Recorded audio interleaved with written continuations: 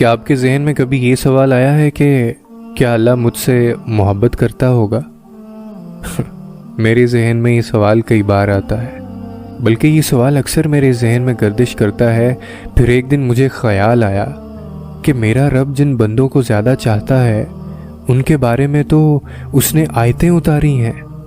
سو میں قرآن مجید کھول کر بیٹھ گیا اور میں نے ڈھونڈا تو پہلی آیت ملی کہ وہ صبر کرنے والوں سے محبت کرتا ہے۔ مجھے ملال ہوا، مجھ میں تو نام کا بھی تقوی نہیں۔ پھر میں نے آگے پڑھا کہ وہ صابرین کو محبوب رکھتا ہے۔ مجھے اپنے بے صبرے ہونے پر شدید افسوس ہوا۔ مزید آگے بڑھا تو جانا اللہ مجاہدین، کوشش کرنے والے سے محبت کرتا ہے۔ میں نے جانا کہ میں کم ہمت اور حوصلے والا ہوں اور بہت نازک بھی۔ پھر آگے بڑھا تو کیا پڑھتا ہوں کہ وہ احسان یعنی نیک اعمال کرنے والوں کو پسند کرتا ہے، مگر میں اس سے بھی بہت دور رہا ہوں۔ پھر میں نے اپنی تلاش ترک کرنے کا فیصلہ کیا، اس ڈر سے کہ اب شاید میرے پاس ایسا کچھ بھی نہیں جس کے باعث اللہ مجھ سے محبت کرے۔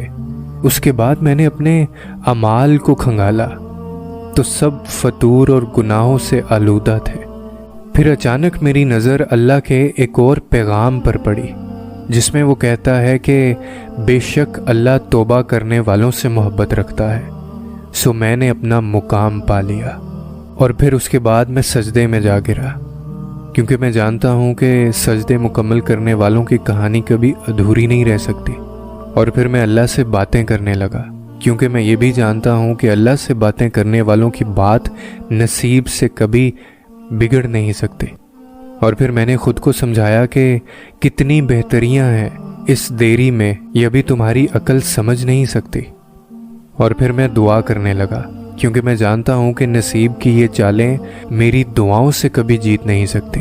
اور یہ جو دنیا والوں کا مجھے ڈر تھا یہ بھی ختم ہو گیا، کیونکہ دنیا لاکھ رکاوٹیں ہی کیوں نہ کھڑی کرے پر اللہ کے بنائے گئے وسیلوں سے نہیں لڑ سکتی۔